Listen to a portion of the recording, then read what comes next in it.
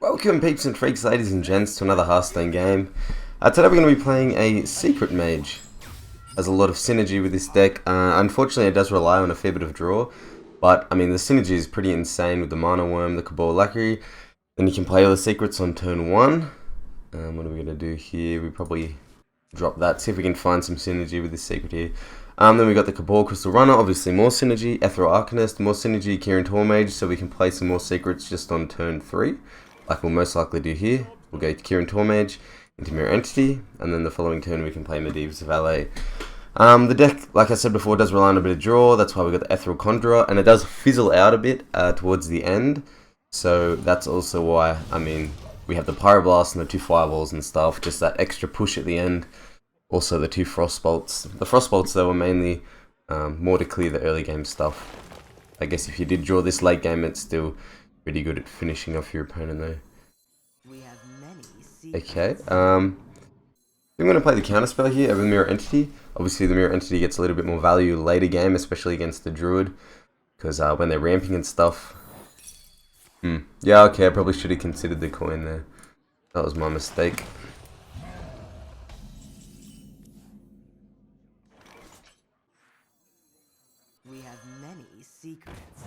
Okay, so we're just like, this is all about tempo with this deck, right? Like we get the secret out there. Sure, if you play something now, we don't get the proc for the Ethereal Conjurer, the Ethereal Arcanist, and the Medivh's Valet. But we do have an Azure here.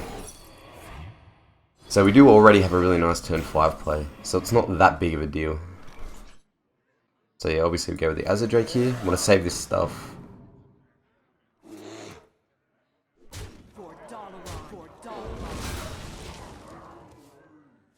Yeah, we want to save all the secret synergy stuff, obviously, for when we draw a secret, so... But if we have nothing to do next turn, obviously we've got to play this stuff for a bit of tempo. So he's taking a little bit of damage here. Go down to 18 now. Or Lackery. Unfortunate. We'll play these 2 guys and push for tempo. Save the Cabal Lackery so we don't, so we can't hero power it down. Oh, second swipe. Okay, so it's really lucky we didn't play these guys then. But after seeing the second swipe, we can probably drop everything now. Next turn. Okay, it's a really, really nice draw. We want to play the second Cabal Lucky or Ping? Probably the second one. So after seeing 2 swipes, obviously these guys are probably going to stick. If he has the hero power of this, then going down to 7 mana is still then pretty good for us. We still have 2 Frostbolts, 2 Fireballs, and a Pyroblast in the deck. So we've gotten him now considerably low. We're just going to try and draw this finisher somehow. A taunt now, I'm guessing? Yeah, okay. But it doesn't matter. What's that? We're not... This isn't quite lethal yet. Okay, so he's out of swipes. He's going to have a hard time removing this 5/5. I guess we could probably just take the value trades.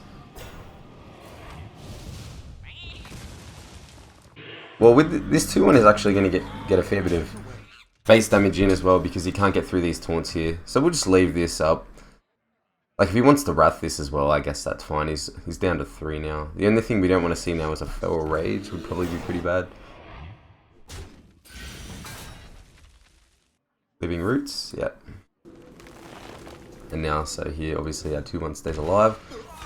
And we are 2 off lethal now. Sorry, 1 off lethal.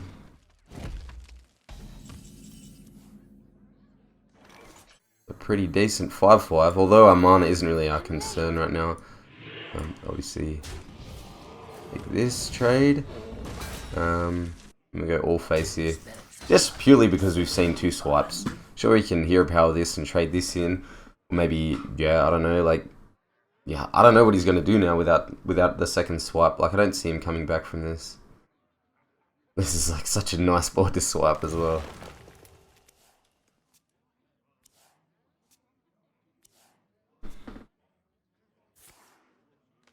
Secondary, so I think that's game. But this deck is a really nice counter to Jade Druid, honestly, because this deck plays all, like, it's just about having as much tempo as you possibly can, and Jade Druid relies on you, like, not really doing much in the first couple of turns, waiting for them to build up their Jades, like, to a ridiculously high amount, and then at the end game you just can't stop them. So yeah, let's give it another go, see how it goes. Okay, going against the Warlock, second game. Let's see how this goes. I think we need to get rid of the Ethereal Arcanist, because this is assuming we have a spell still in play on our turn 3. If this was Ice Block, then we could consider keeping the Ethereal Arcanist. But because it's most likely going to proc the Mirror Entity before we get a chance to play it, it's better to throw it back. Side effects? No. Okay, that's not too bad. We can drop a Babbling Brook into that. Ice Lance. Okay, it gives us an opportunity to kill the Mountain Giant then when he drops it with the Frostbolt and Ice Lance.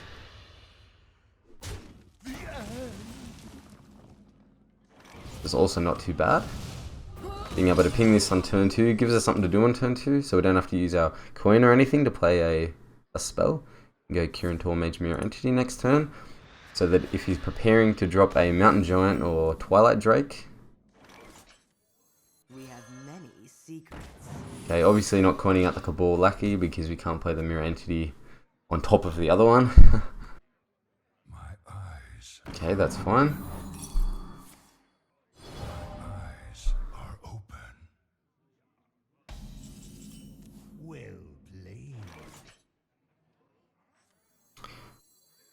So this is a lot about tempo, right? We just want to... Nah, this has to be correct to trade this in. I mean, we have to play around Hellfire in this position. Because if we use the Frostbolt there, and then all our board dies Hellfire, then we want to play Azure next turn, and the only thing left in our hand are spells. And we got to try and kill him from 25 health or 22 health with just Azure. So this is really nice here, because we can actually do a fair bit of damage here. We can go Frostbolt. Ice Lance. Wow, Frostbolt, what's that? 8. 8 plus 5, 13. Whoa, that's incredibly close. Whoa, we're 2 damage off lethal already. Pretty crazy. With the second Frostbolt though, it's really nice to have because it means... Actually, you know what? We'll do this differently. We'll play the Azure Drake and we'll trade in our Kirin Tor here. For Dalaran. This way, both these Azure Drakes don't die to a 3 damage AoE, and we still have all the spell damage for the spells in our hand. The Mana Worm's obviously not that bad of a draw as well. I have no time for games. Okay, so he's just dead here, like 100%, right? Pretty crazy. So 2, 4, 5, 6, so we can play the Mana Worm with it.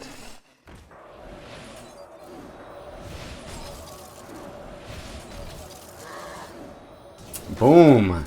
There you go, that's pretty much the deck working at its best, right? Like, you want to play this as a tempo deck, tempo game. Yeah, hope you got a bit of an insight in how the deck sort of works and operates. You don't want to play this deck for value. Although it is a fun deck to play, I don't really see it working too well in the meta right now, but feel free to play it if you just want to have a bit of fun. And yeah, thanks for watching. If you did enjoy the video, leave a like, help me out a lot. And if you want to see more content like this, please subscribe. Thanks for watching.